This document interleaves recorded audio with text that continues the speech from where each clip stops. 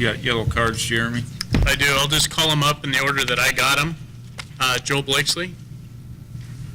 When you get to about 30 seconds, I'll just raise my hand so you know where you're at on your 3 minutes, or in Joel's case, he's got NTA, so 6. Okay. Thanks, Jeremy. My name is Joe Blakesley, President of Nevada Trappers Association.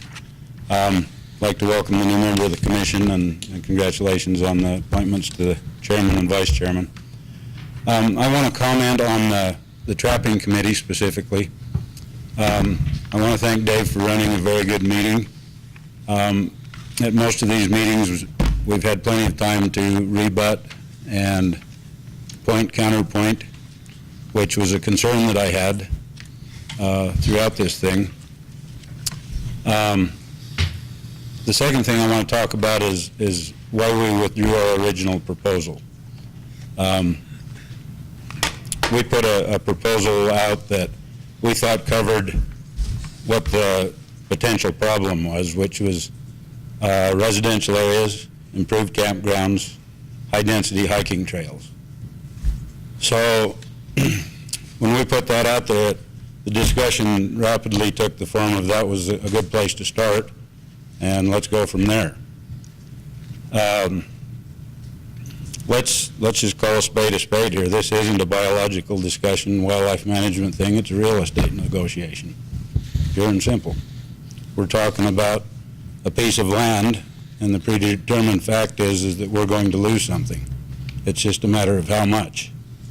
So we wanted to make the point that there always is a no-action alternative, and that we don't necessarily have to lose anything. Now, I don't think that that's really in our best interest, but we wanted to make that point. We're more than willing to keep this going and come to something that works for everybody, and I think we're close to that. I think we're very close to that. I think we made our point that there are two sides to the equation, not just one. It's kind of hard to negotiate with someone that doesn't have anything and has nothing to lose, and you are the only one that has something to lose. So that basically explains our behavior. I think if you look at that map in your packet in the TAN deal from Stephanie Myers, you will see why we had to make that point. Going forward, I would like to request that we either have somebody on that commission or that Dave continues to run the commission or the committee in the fashion that he has, because this thing with the real estate negotiation is something that, you know, it's a land thing. Everybody pretty much understands that. Going forward, we're going to have some regulation proposals brought up by NDOW. It's going to require some technical expertise and equipment and methodology. And I want to be able to, you know, talk about that at length. I want to be guaranteed that we can talk about every item on that at length and make sure that I have the ability as the one that's the expert in this, or whoever is there, to get that point across. And that's basically all I've got, and I thank you a lot. Fred Volz. Trish Swain, I think she left as well. Boyd, did you have anything on, you had a couple items here that weren't covered by your discussion earlier?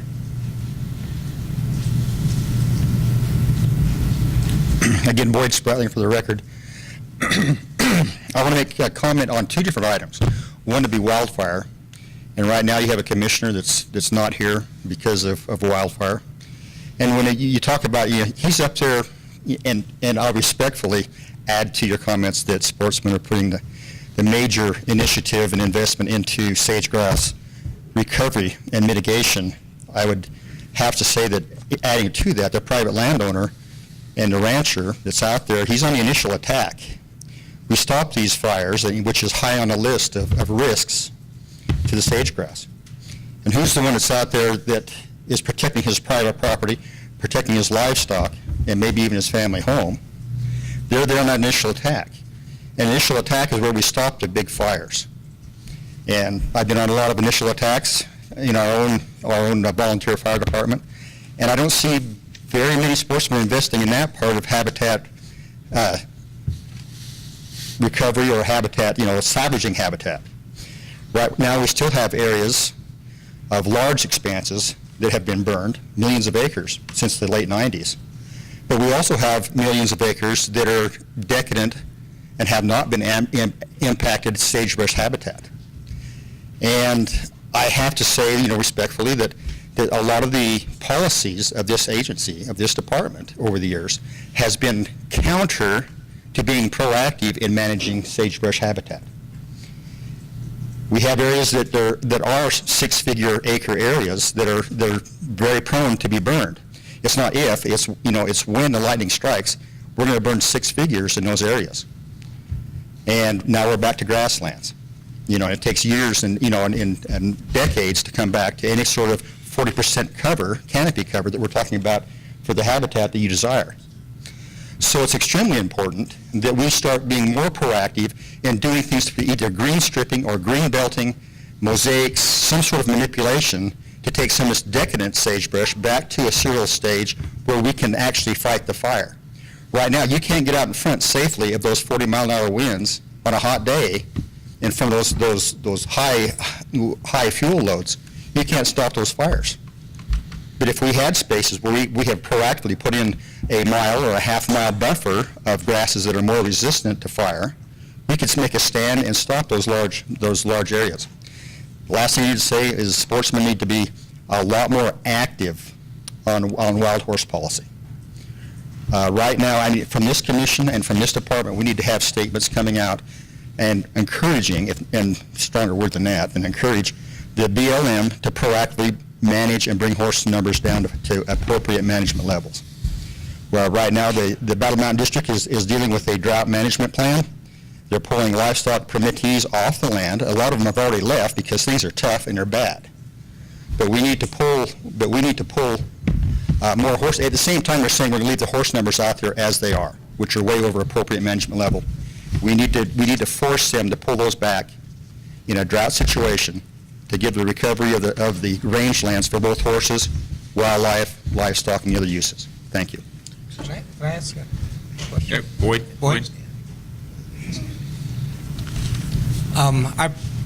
Being a sportsman, I appreciate the comment on what can sportsmen do, with regard to wildfires. And do you have any? How would sportsmen? I think we need to encourage the agencies to be more proactive in managing those large areas of decadent sagebrush, very mature stands of sagebrush that are prone to burn a hot fire, and it's prone to burn 100,000 acres. On the Idaho-Nevada border, 600,000 acres, and there's not a spot in it that's not black. It's from skyline to skyline is a black burnt area, and you know what that does to wildlife. And there's a lot of dead wildlife in that area. So we need to be more proactive in putting in some sort of green belts or manipulations to bring that decadent sage so that we have areas where we can actually stop those fires. I think we need to be pushing for that proactive management. Yeah, and I guess, and I don't want to turn this into deliberation, but obviously that costs money, and there's a lot of cost involved in doing that, and on a landscape scale.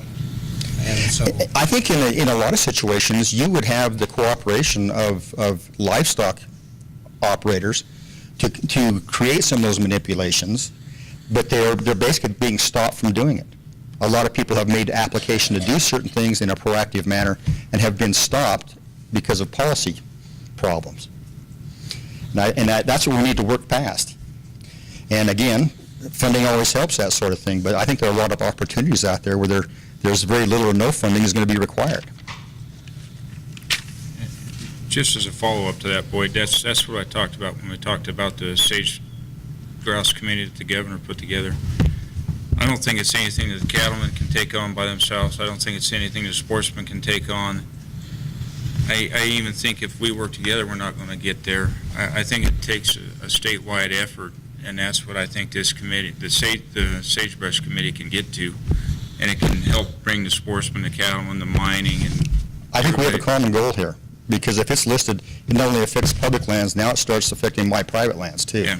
So we're invested in keeping this bird from being listed. Yeah, but I believe that using that as a vehicle to get us all to rally around one thing, I think. I think we rally around two things, sage grouse and wild horses. Well, we're going to use the sage grouse to rally around the wild horses too. They were on our list. Tom Smith.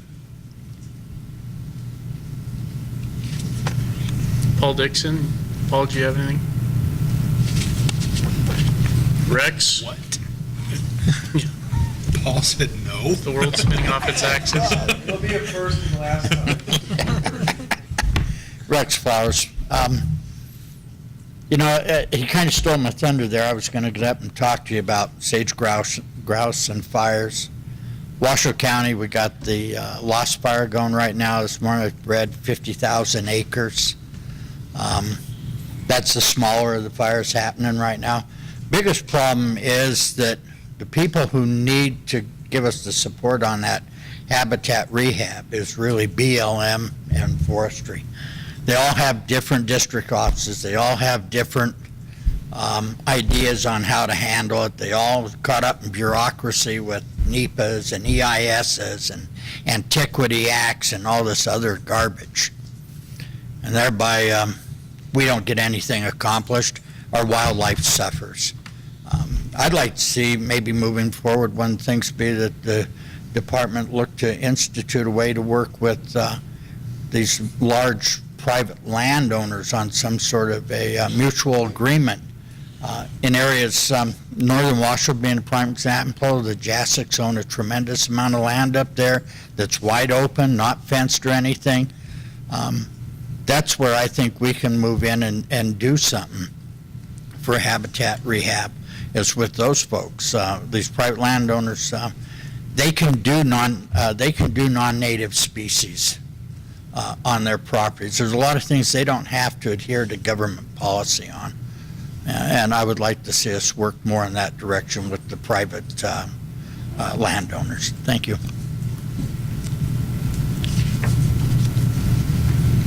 John Reed.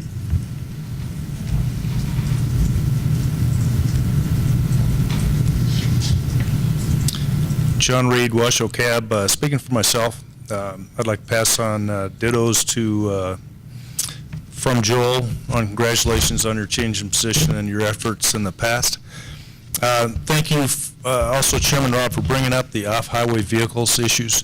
I keep going to the Off-Highway Vehicle Commission meetings, and I keep looking around, and I'm surrounded by dealers and racers. Nobody's paying attention to a great opportunity for us to weigh in. Commissioner Gary Lambert has just been given the task of starting to map routes out as they're trying to increase their activities. It's a big economic issue, and I think we've really got a good opportunity to do something, but I hold zero sway with those people and in that committee. I think Darren Elmore spoke to you guys in Elko last month or so, but we need to get some sportsmen and some wildlife people and maybe Sierra Club and other people helping him at least go in the right direction with his maps. He's trying to make it inclusive to include walking trails and all sorts of things, but I'm not real sure who he is dealing with as he's moving ahead with his issues. And I think the time is ripe right now for us to at least maybe have commission to commission, talk to these guys. I've also spoken to the Coalition for Nevada's Wildlife, and I've been trying to get hold of Tina Nappy. I'll do that. And we just need, there's no BLM guys, Forest Service guys, U.S. Fish and Wildlife guys going to these meetings. I do see the Chief Game Warden there, but he's primarily looking at enforcement issues, which are not necessarily the same thing. But we all see our environment and our habitat getting torn up, and this is, I think, a really prime time to get involved in it at the top levels. Thanks. Thank you. That's all the cards that I have at this point. Any other public comment? Seeing none, we'll recess till tomorrow morning at 8:30 a.m. Just a reminder, anyone who wants to see the greenhouse, meet up with me and we'll head over shortly.